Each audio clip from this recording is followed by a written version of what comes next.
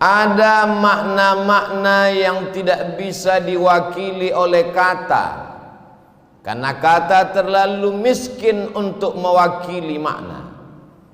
Maka perlu diungkapkan dalam bentuk perumpamaan dan permisalan. Seorang laki-laki yang dikecewakan oleh seorang perempuan, budi baik, berbagai macam hadiah, emas, intan, permata yang diberikan tak lagi bermakna, maka kata-kata tak dapat mewakili perasaannya.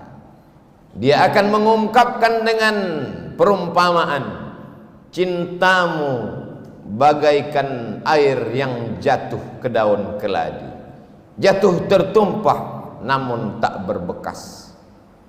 Begitulah perumpamaan, begitulah contoh. Sehingga dengan perumpamaan yang singkat mengandung makna yang padat, berbekas di dalam hati. Maka Allah Subhanahu wa ta'ala dalam Al-Quran banyak sekali mengungkapkan permisalan, contoh perumpamaan.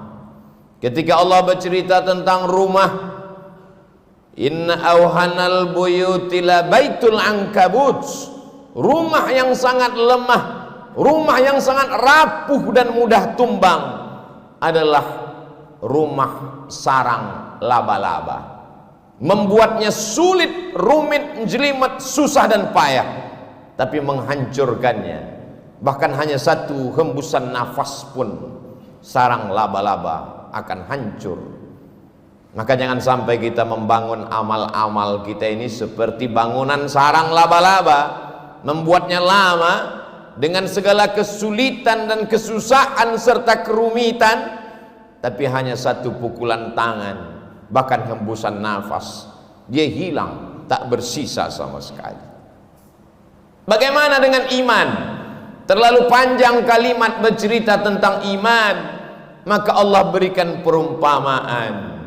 Kasyajaratin thayyibatin, pokok kayu yang kokoh dan kuat, akarnya tunggal menghunjam ke tanah, wa far'uha fis sama, pucuknya sampai ke langit. Begitulah perumpamaan iman. Sekali la ilaha illallah, maka sampai mati tetap la ilaha illallah. Saat senang la ilaha illallah, saat susah pun tetap la ilaha illallah. Seperti pokok kayu, angin puting beliung datang, dia tidak akan tumbang. Kalaupun patah, maka akarnya tidak akan tercabut. Begitulah Allah Subhanahu wa ta'ala membuat perumpamaan dalam Al-Quran tentang orang yang bersedekah. Kalau dia bertanya, wahai tuan guru, wahai kiai, wahai ustadz, wahai alim, wahai ulama, wahai para habaib, kalau aku berinfak, berwakaf, bersedekah, apakah pahalanya banyak? Banyak. Bagaimana banyaknya? Maka perlu perumpamaan. Bagaimana Allah memberikan perumpamaan orang yang bersedekah? Mathalul ladzina yunfiquna amwalahum fi sabilillah, perumpamaan orang yang bersedekah, menginfakkan hartanya di jalan Allah. Kamathali habbah, satu biji, ambatat sab'a sanabil, tumbuh 7 bulir, 7 cabang. Wa fi kulli sumbulatin mi'atu habbah, dalam satu bulir ada 100. Satu jadi 7, dalam satu bulir ada 100, menjadi 700. Terbayang dalam pikiran benak kita, oh ternyata begitu kelipatan yang luar biasa. Apakah hanya sampai 7 sampai 700 saja? Tidak. Wallahu yudha'ifu liman yasha. Allah kuasa untuk melipat gandakan lebih banyak daripada itu. Begitulah mudahnya Allah dengan kata-kata yang singkat, dengan penuh perumpamaan, masuk ke akal pikiran kita. Tidak perlu memberikan contoh yang panjang lebar dengan kalimat yang mubazir. Perumpamaan membuat kita paham tentang sesuatu. Ada seorang laki-laki namanya Bal'am, ilmunya hebat, otaknya cerdas, tapi dia gunakan ilmunya itu untuk mengejar dunia. Lalu bagaimana perumpamaannya dalam Al-Quran? Walau syi'na la rafa'nahu biha, kalau kami mau, kami bisa angkat derajatnya tinggi. Walakinnahu akhlada ilal ardi, tapi dia lebih memilih tanah hitam rendah. Dia tidak mau naik ke atas walaupun ilmunya sudah hebat. Dia tidak mau naik ke atas, walakinnahu ahlada ilal ardi wattaba'a hawa. Dia memperturutkan hawa nafsunya, nafsu makannya, nafsu minumnya, nafsu seksual biologisnya. Maka orang seperti ini seperti apa perumpamaannya dalam Al-Quran? Famasaluhu kamasalil kalb. Dia seperti seekor anjing. Famasaluhu kamasalil kalb. Dia seperti seekor anjing. In tahmil alaihi yalhath au tatrukhu yalhath. Andai kau lempar dia dengan kayu dan batu, dia tetap menjulurkan lidahnya. Andai kau lempar dia dengan apapun, dia tetap juga menjulurkan lidahnya. Perumpamaan orang yang kotor, orang yang rendah, orang yang hina, orang yang tidak bermartabat. Hewan yang dipilih Allah bukan babi, tapi yang dipilih adalah anjing. Kenapa? Rahasia Allah subhanahu wa ta'ala. Maka dia disebut dengan hewan najis mughalladhah. Kita tidak boleh makan kucing karena kucing haram. Tapi kalau ada kucing yang menjilat air minum, maka air minum itu tidak berubah menjadi najis. Andai ada seekor kucing menjilat kaki kita, maka kita tidak perlu menyiramnya dengan air sampai 7 kali. Tapi anjing, apa kata Nabi SAW? Idza walagal kalbu, kalau ada seekor anjing walagha, menjulurkan lidahnya, fi ina'i ahadikum, di dalam bejana tempat air minum kamu, fa ahriquhu, tumpahkan, buang semuanya. Setelah airnya tumpah, bejana tempat air minum, baskom, ember mesti dicuci 7 kali, dan salah satu dari air itu mesti dicampur dengan air tanah. Orang-orang yang tidak mengerti ajaran Islam mengatakan agama Islam agama primitif, agama ketinggalan zaman. Sudah ada sampo dan deterjen, sabun, kenapa masih pakai tanah? Kenapa mesti dibasuh, dicuci dengan air yang bercampur tanah? Tidak cukupkah berbagai macam alat modern? Ternyata ada yang tidak tertangkap oleh akal manusia. Ada bakteri di dalam tanah yang tidak mati oleh 100 derajat Celcius air panas mendidih. Ada bakteri di dalam tanah yang tidak akan mati oleh deterjen dan sabun. Lalu bagaimana membunuh bakteri, kuman, virus yang ada pada tubuh air liur anjing? Dia hanya akan mati dengan bakteri yang ada di dalam tanah. Bakteri memakan bakteri, kuman memakan kuman.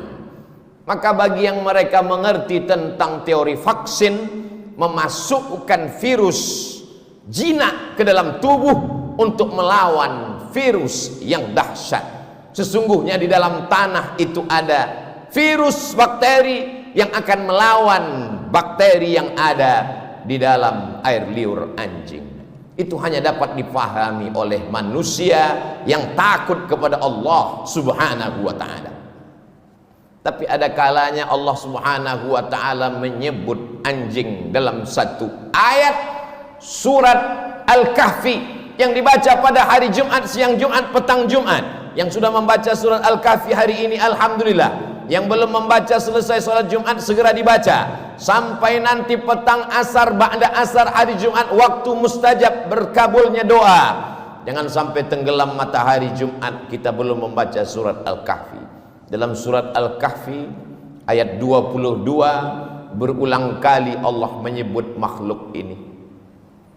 Mereka mengatakan 3, padahal ada yang keempat anjingnya.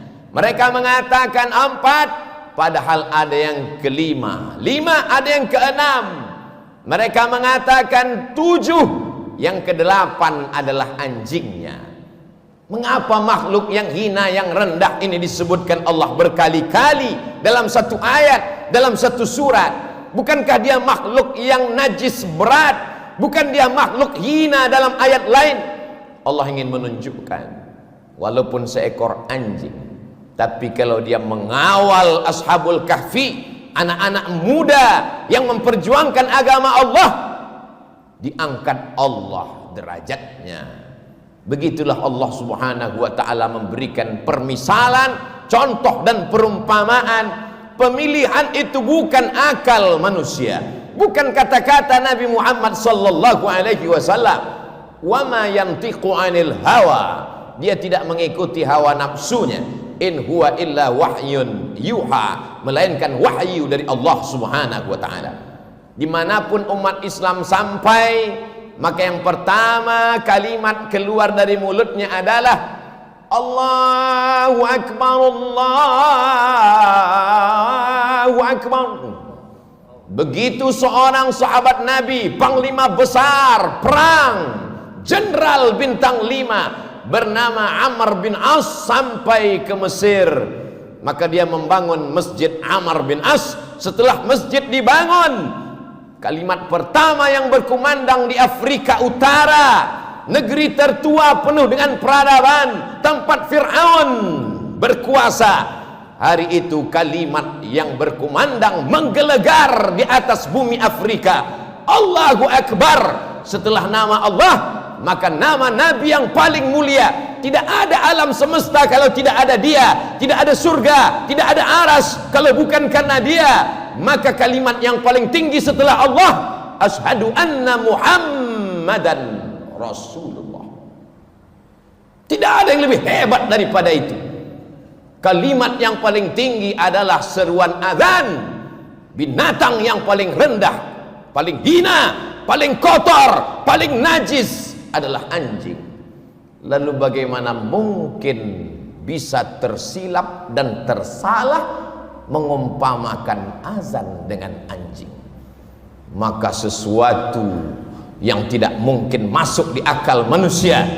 Itulah mengapa sebelum melangkah kaki kita katakan bismillahi tawakkaltu 'ala Allah, la haula wala quwata illa billah.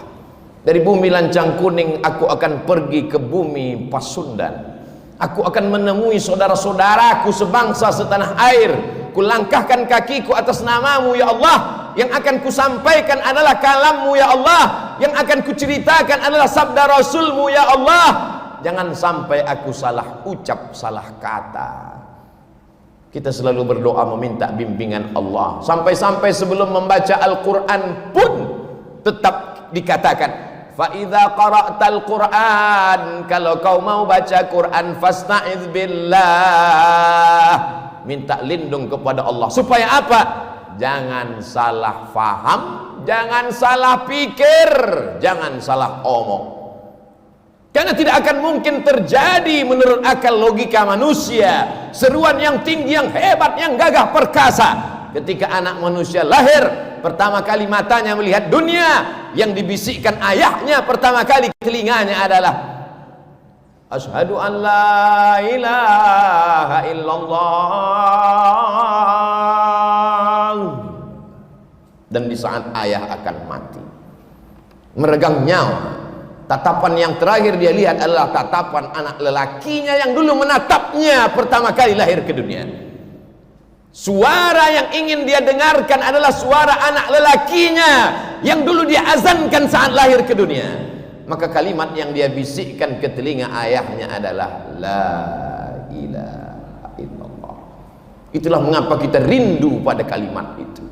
Kemanapun kita pergi, ke Amerika, ke Eropa, ke Australia, kita akan melihat jam dan akan bertanya, mengapa azan belum berkumandang? Mana kalimat-kalimat itu? Sampai masanya nanti kau akan terbujur kaku di ruang ICU. Di saat itu anak menantu sibuk dengan dunianya, kau sendirian di dalam tempat yang sepi di tengah keramaian. Dunia masih hiruk pikuk. Tapi saat itu sayup-sayup suara azan berkumandang dari menara masjid, mencuri-curi masuk ke tepi jendela yang tertutup rapat. Tapi karena mikrofonnya masih keras, dia masih masuk ke ruang ICU. Hayya 'alas shalah. Saat itulah kau baru meneteskan air mata, dan berkata la haula wala quwata illa billah. Tapi apakah di zaman kita nanti masih ada suara itu masuk ke telinga kita? Tergantung apa yang kita lakukan hari ini. Barakallahu li wa lakum fil Qur'anil azim wa nafa'ani wa iyyakum bima fihi minal ayati wadh-dhikril hakim wa taqabbala minni wa minkum tilawatahu innahu huwal ghafurur rahim.